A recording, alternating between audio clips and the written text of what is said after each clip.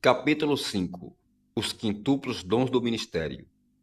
A palavra de Deus funcionará com ou sem uma unção. Nem por isso deixa de haver unção que sobrevém àqueles que Deus chamou e separou para o ministério.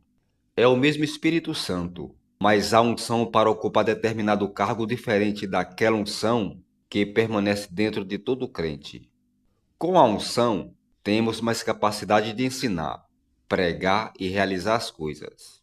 No Antigo Testamento, somente os profetas, os sacerdotes e os reis eram ungidos.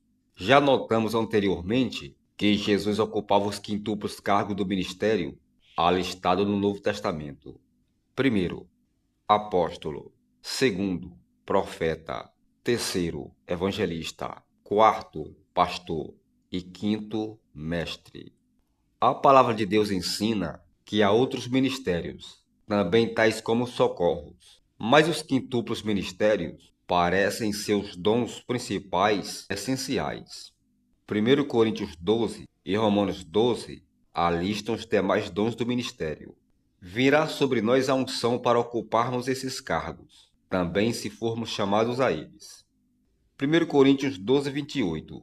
A uns estabeleceu Deus na igreja, primeiramente apóstolos, em segundo lugar profetas, em terceiro lugar mestres, depois operadores de milagres, depois dons de curar, socorros, governos, variedades de línguas. Romanos 12, 6 a 8.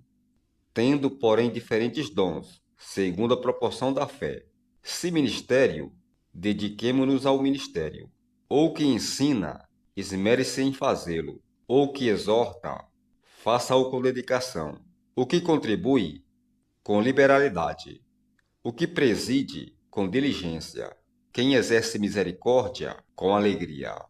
Podemos exercer mais de um cargo, mas precisamos descobrir em que posição estamos e qual é o nosso cargo, e ser submissos nisso. Deus nos usará e sobrepujaremos na nossa vocação. Deus não chamou todos nós para fazermos a mesma coisa. Às vezes nós, pastores, procuramos ser o homem dos 7 instrumentos, que acaba não dominando nenhum.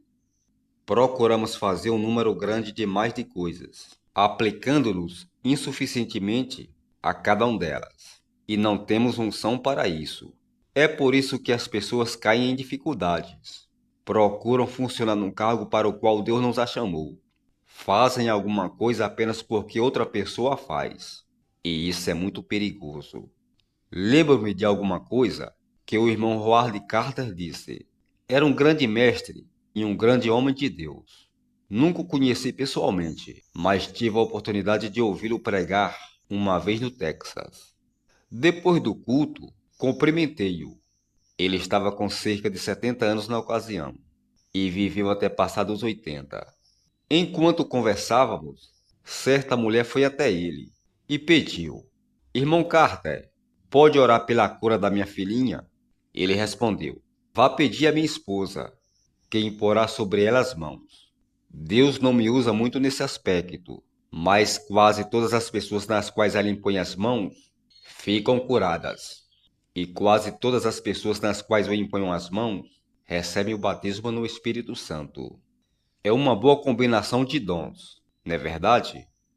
Já o tinha visto levar 19 pessoas para uma sala naquela noite, falar com elas uma poucas palavras, e impor sobre elas as mãos.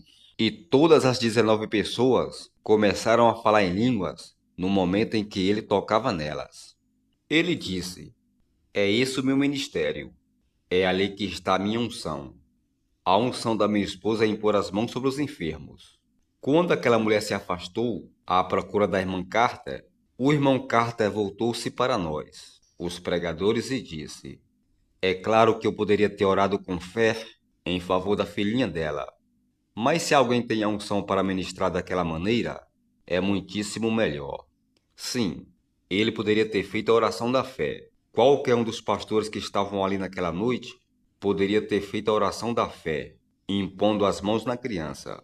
A imposição das mãos pertence a todos os crentes, de conformidade com Marcos 16, 17 e 18. Mas o que o irmão Carter estava reconhecendo? Reconhecia que no ministério Alguns de nós somos ungidos para fazer uma coisa e outros para fazer outra coisa. E que se nos aperfeiçoarmos no aspecto em que temos a unção, seremos uma bênção maior para o corpo de Cristo. Ninguém dará conta de fazer tudo. Precisamos um dos outros.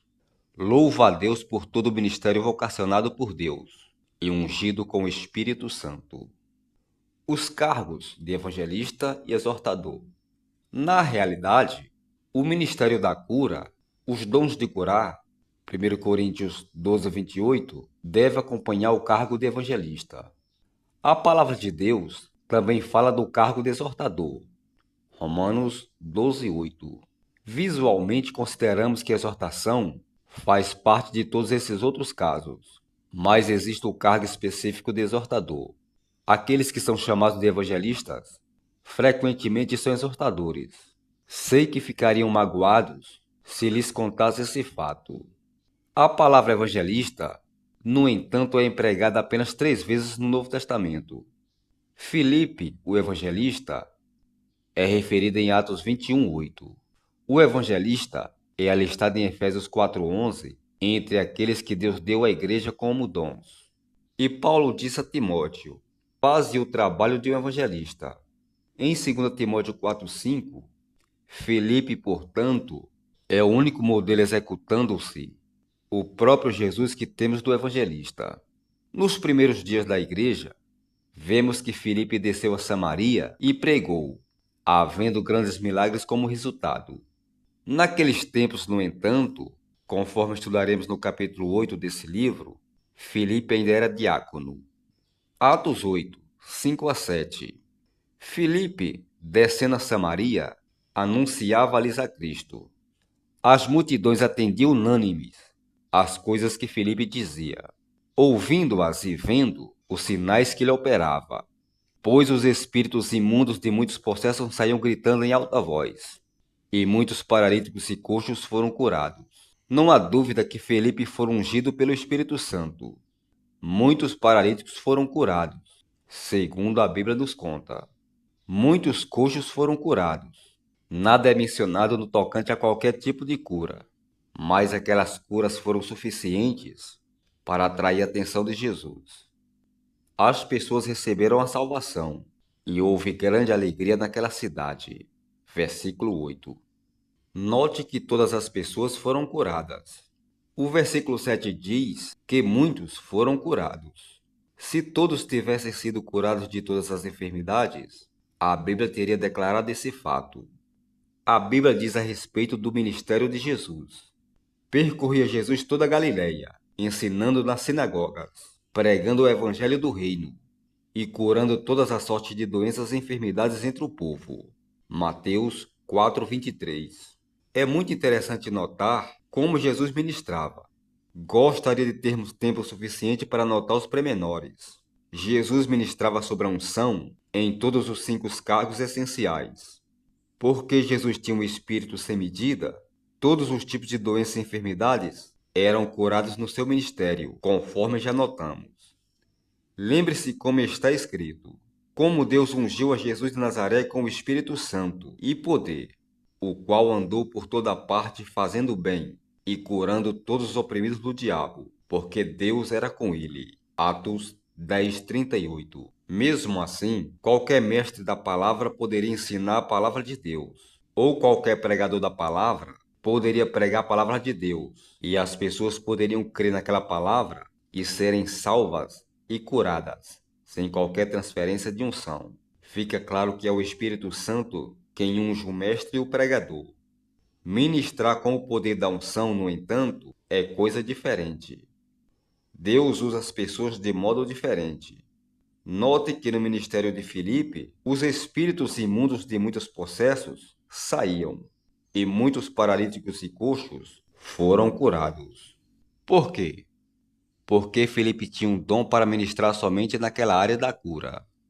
Todos os estudantes do nosso Centro de Treinamento Bíblico Rema já leram o livro clássico de F.F. Sboworth, Cristo que Cura. Conheci Boworth. Já conversei com ele pessoalmente. Ele tinha 77 anos de idade na última ocasião quando conversei com ele. Mas olhando para ele, as pessoas imaginariam que ele estava com 55. Ouviu ministrar numa campanha de outro obreiro. Bosworth ensinava durante o dia, e o outro ministrava nos cultos da noite. Bosworth dizia: todo aquele que é surdo, ou que teve problemas de audição, ou até mesmo teve o tímpano removido por cirurgia, vem aqui na frente, e eu lhe imporei as mãos, e será curado. Cada uma das pessoas, sem exceção, que recebeu a oração da parte de Bosworth, receberam a cura.